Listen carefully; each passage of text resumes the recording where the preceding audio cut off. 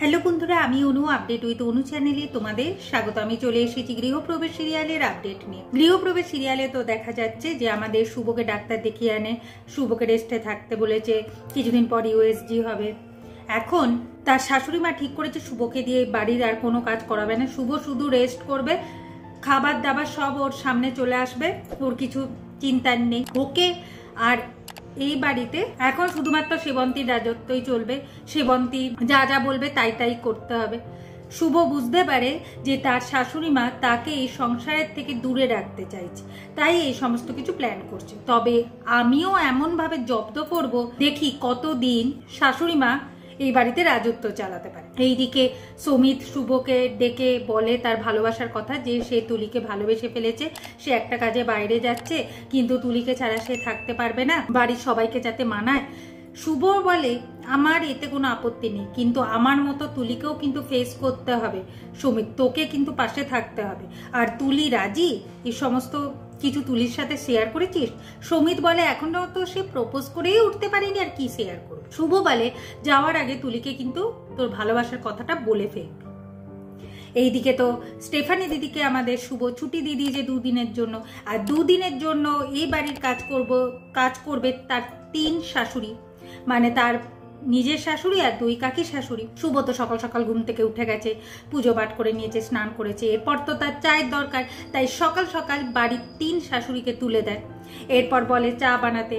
এখন তো স্টেফানি দিদিও নেই, সেবন্তী পড়ে গেছে বিশাল জ্বালায়, কে চা বানাবে?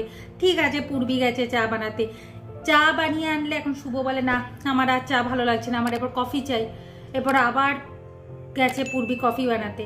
এরপর শুভ বলে তার শাশুড়ি মাকে তার এখন ফুলকো ফুলকো লুচি, সাদা আলুর তরকারি, গাজরের হালুয়া এইসব খেতে ইচ্ছা করছে। সেবন্তী ভাবে যে আমি নিজের ফাঁদে নিজেই ফেসে গেলাম, না এটা তো ঠিক নয়, এখন তো আমি এত কাজ করতে পারবো না। তাই সে রঞ্জিনীকে বলে আমার এখন অনেক কাজ আছে, এই কমেন্ট্রি লোকদের এই হোলি নিয়ে কথা বলতে হবে, এখন অনেক কাজ রে, আমাকে এখন অনেক কল অ্যাটেন্ড করতে হবে। আচ্ছা রঞ্জিনী, তুই বরঞ্চ ময়দাটা মেখে লুচিটা বানাতে শুরু কর। আর এই দিকে শুভকে নিয়ে তার ঠাম্মি ঘরে চলে যায়। শুভ বলে দেখো না, আমি এমনভাবে জব্দ করবো না এদের 3 জনকে, তবে আমি তো এই সমস্ত কিছু চাই না, আমার তো ছোট থেকে মা নেই, তাই আমি সত্যি আমার মায়ের ভালোবাসাটুকু পেতে চাই। কবে যে মা আমাকে নিজের করে নেবে আমি সেটাই বুঝতে পারছি না। এইসব ষড়যন্ত্র, এই বা আমাকে দেখতে না পারা, এই বাড়ির অধিকার নিয়ে লড়াই, এই সমস্ত কিছু আর ভালো লাগছে।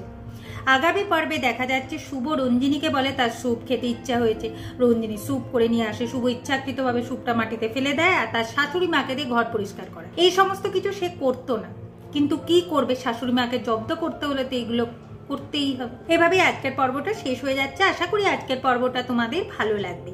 ভিডিওটা ভালো লাগলে লাইক, শেয়ার ও সাবস্ক্রাইব করে দিও। ভিডিওটা দেখবার জন্য অসংখ্য